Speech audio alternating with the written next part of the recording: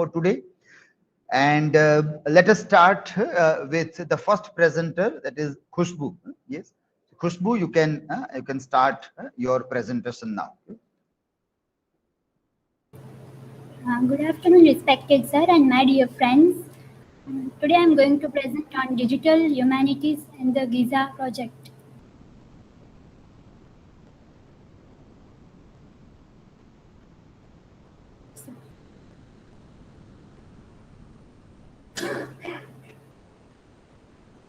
Full screen.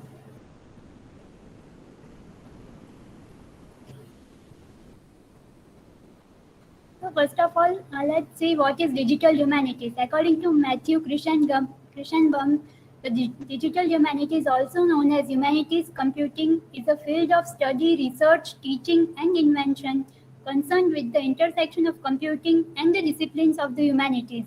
It is methodological by nature and interdisciplinary in scope. It involves investigation, analysis, synthesis, and presentation of information in electronic form. It studies how these media affect the disciplines in which they are used and what these disciplines have to contribute to our knowledge of computing. Next, we see what is digital humanities by James Beecher. Digital humanities is the study of us, humans, as individuals and as species. Digital humanities attempts to define what it is to be human, whether it is through art or government, technology, and everything in between. Digital humanists and humanists alike are interested in humans and their interactions with others and their environment. Now, looking at many definitions by various research scholars and experts, my opinions on what is digital humanities. Digital humanities is a study of humans, their past, present, and future through different ways and vehicles to get microscopic and telescopic details, to do analysis, to see what is invisible to a normal vision using various different tools like technology, computer, digital ways. It's about exploring and innovating the human world and universe. About the Giza project. The Giza project is a non-profit international initiative based at Harvard University. Through digital archaeology, we assemble, curate, and present archaeological records about one of the most famous archaeological sites in the world, the Giza Pyramids and surrounding cemeteries and settlements. The project manages arguably the world's largest digital archive of Giza material. They use this data to build immersive 3D model reconstructions and other media as we develop powerful new teaching technologies and research tools. Digital Giza is the project's online digital repository of all archaeological documentation from multiple institutions presented free to all, alongside Giza 3D, a virtual environment based on some of that documentation. Anyone can easily access real, detailed information about Giza and its archaeological history, while also experiencing some of it as well. The Giza project opened at Harvard in 2011. The small original staff already had a long, proven track record of mastering methods of archaeological information management with the Giza Archives project of the Museum of Fine Arts, Boston. From 2000 to 2011, major support from the Andrew W. Mellon Foundation helped this visionary project to realize the goal of digitizing and posting free online all of the archaeological documentation from the Harvard University Boston Museum of Fine Arts expedition to Giza, Egypt. And these are some of the images of the Giza project and how the things are digitalized in this project. In first image, we can see that museum, in real Giza and the pyramids, now the images and some of the sculptures and idols are not there due to the many of the years have passed. So these have now destroyed and disintegrated. So now this of the things are found in different museums of all over the world. We can see that first stone is in the Museum of Boston, second is in Birmingham, then third is of Copenhagen, and fourth is of Rome. And in digital form, we can see that all of them are accumulated together, and we can get the story of what this is trying to tell us.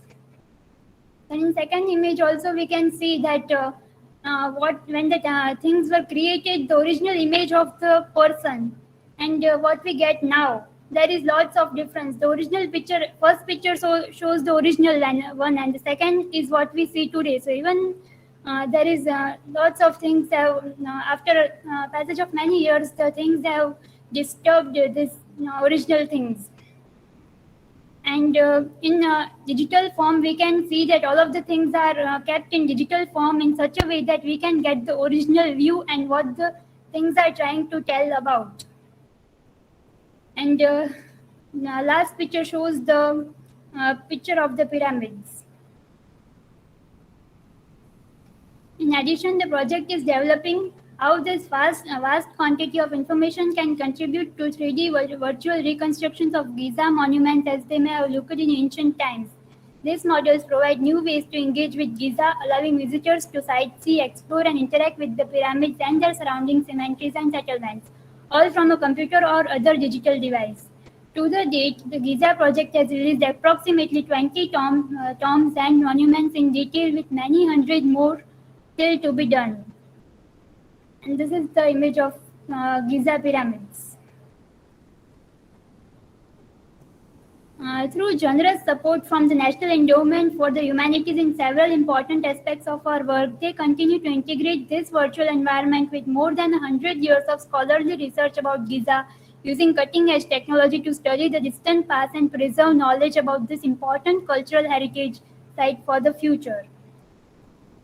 We also continue to explore and develop new ways to experience ancient Giza interactively, including virtual and augmented reality apps, 3D scanning and printing of ancient artifacts, and online teaching initiatives.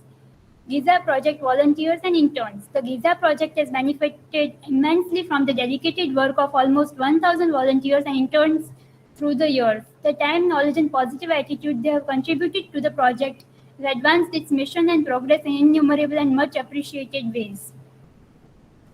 The digital brain behind Digital Giza.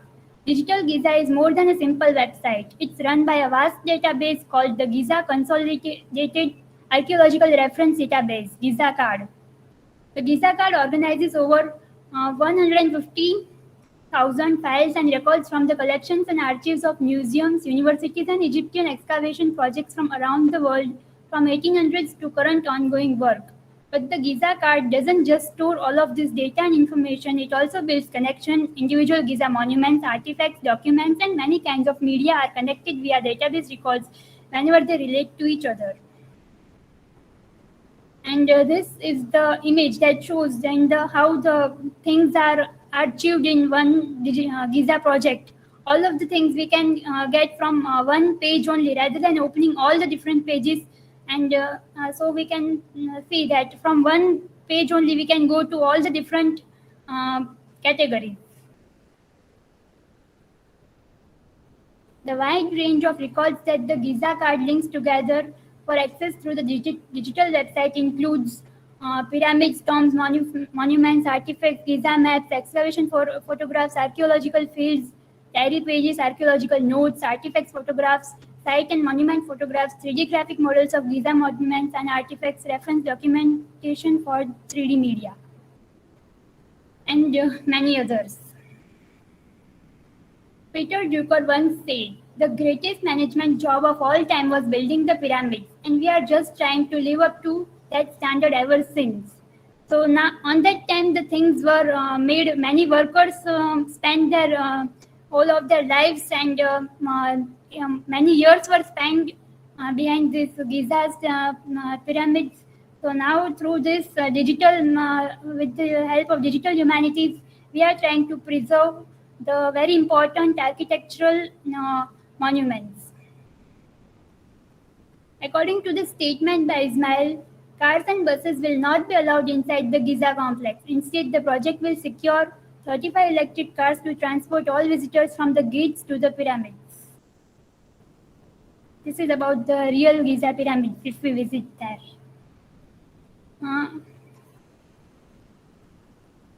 About the pyramids of Giza. These are some of the important points. One of the 7 wonders, largest mystery chambers, builders Khafre's pyramid. One of the 7 wonders, the pyramid that served at the burial tomb of Pharaoh Khufu, also known as Cheops, is known as the greatest pyramid and was considered one of the 7 wonders of ancient world as compiled by the ancient Greeks. The Great Pyramid is the only ancient wonder still standing today. largest. The Great Pyramid at Giza is the largest in the world, filling 13 acres at its base. 481 feet tall, it was tallest structure in the world until the advent of modern skyscrapers. The pyramid builders used 2.3 million stone blocks, each weighing between 2.5 to 15 tons. Now, this is too much, we can understand, to construct the Great Pyramid. The pyramids at Giza are large enough to be identifiable from the space station. So, from very far, very far, we can make out that these are the Giza pyramids. Mystery chambers. The pyramid architects included 4 shafts from the burial chamber that seemingly lead nowhere. Scientists have theorized that these shafts were designed to allow the pharaoh's soul a direct route to the afterlife. Now, these all are the mysteries. We don't know the reality, but various theories are given by the scientists. Early explorers named the first shallowest chamber inside the Great Pyramid the Queen's Chamber, but it was never meant to hold a queen. Now, scientists think it was designed to hold a depiction of the pharaoh. Builders. Scientists estimate that between 20,000 and 30,000 workers spent 80 years building the pyramids at Giza. Now we can imagine 20,000 and 30,000 workers is too much to build the pyramids. So many workers have spent their lives 80 years behind building these pyramids. So digital humanities have helped us to preserve the pyramids. These were not slaves, but a mixture of local residents and itinerant craftsmen who provided specialized skills. The workers lived in villages near the pyramid site. Khafre's Pyramid. Khufu's son Khafre built the second pyramid in Giza from a distance. The second pyramid appears to be taller than the Great Pyramid, but it was built on a rise that is 33 feet higher than his father's pyramid. Khafre also built the sphinx carved from the bedrock in front of his pyramid. So the pyramid built by Khufu's son Khafre just appears to be larger, but actually it is built on the height of 33 feet, so it seems to be larger. Pyramids of Giza from home. From the comfort of our living rooms, we can read about the Great Pyramids of Giza and even go on 3D tours. Generally speaking, traveling sits on the top of most people's bucket list. But during the pandemic, many of us haven't traveled beyond our mailboxes or the grocery store. Trips to the Ghibli Museum and Eiffel Tower may be off the table for now, but the internet is full of exciting resources that help us see the world from our homes and even learn a thing or two in the process. Take the Digital Giza project at Harvard University, for example. From the comfort of our living rooms, we can read about the Great Pyramids of Giza and even go on 3D tours. The most exciting part is Giza 3D, digital recreations of several sites in the Giza Plateau.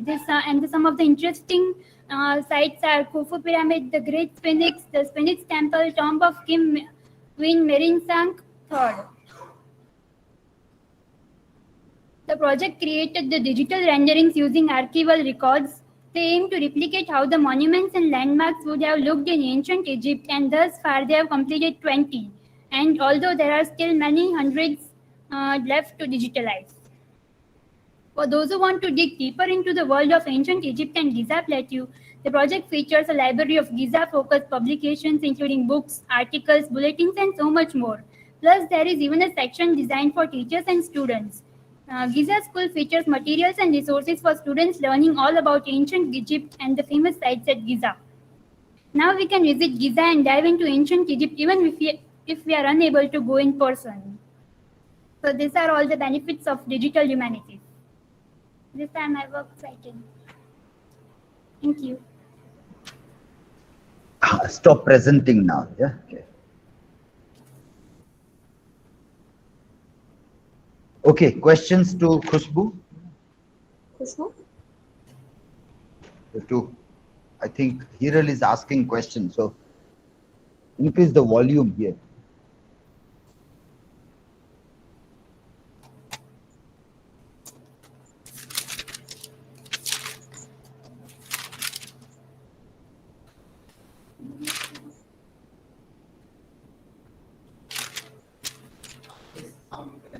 Now you can ask. Okay, Khushbu, my question is that um, what is benefits of virtual tour?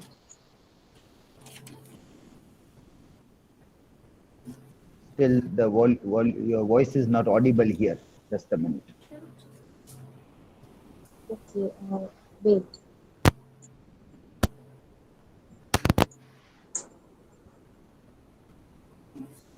Am I audible now?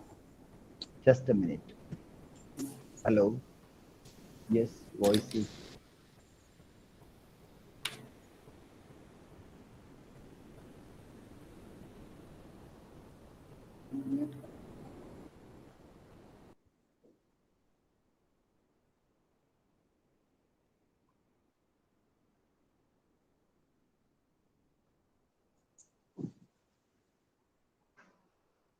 The blue light is there. Blue light. So it is on then. Then the pin is put properly. Two pins are put, no, in this mic in and mic out.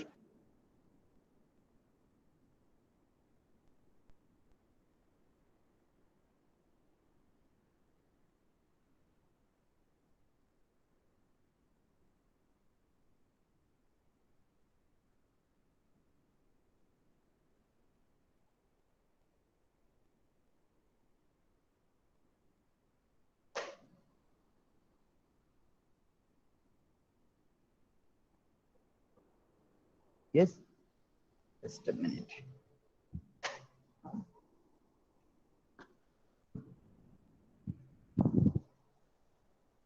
It got off. Maybe that switch. Hmm. Let it get started.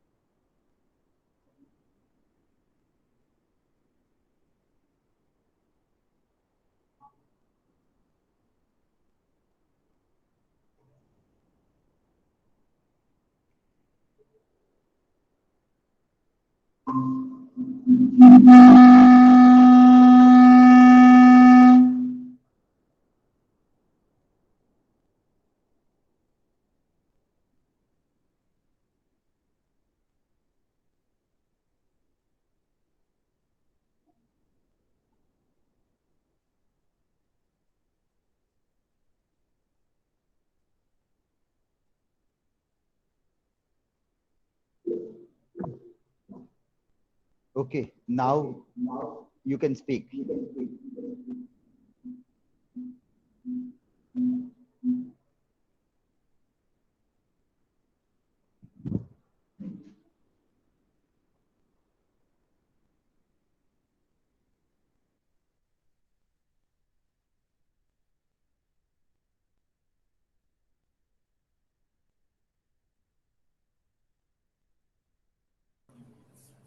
Viral, you can ask the question now.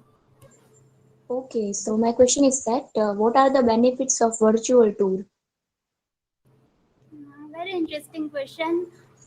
This question is, of course, in the minds of many of us, and this also raises many other questions also in our minds, like why move into visualization and 3D? Is there something new to learn here?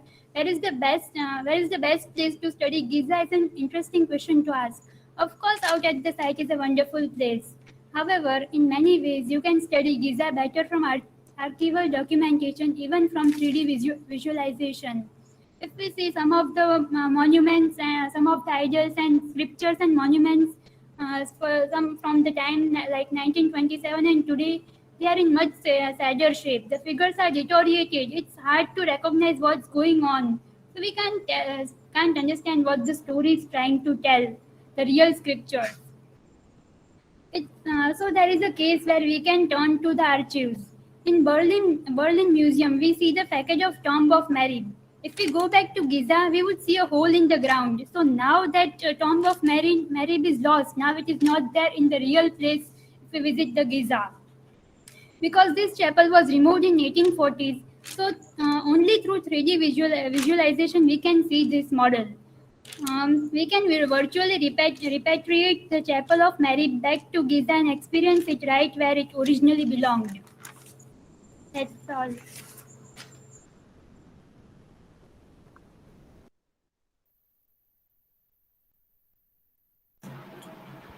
Hello, Khushbu. Explain the brief about the Pyramid of Giza. Can you explain that in brief way? Yes. Giza, Egypt is a home to three pyramids built approximately in 2500 BC by Pharaoh Khufu and his son Khafre and Khafre's predecessor Menkaure. Now it is considered marvels even by today's standards. The pyramids of Giza have attracted the visitors for centuries. So even today also the engineers find it very difficult to construct such beautiful wonders. And the pyramids of Giza are now taken in the seven wonders of the world. So now also engineers and architects find it very difficult to build something such of great pyramids. The complex at Giza includes the pyramids, also includes sphinx. So now it is impossible for engineers and architects to build something like this. Thank you.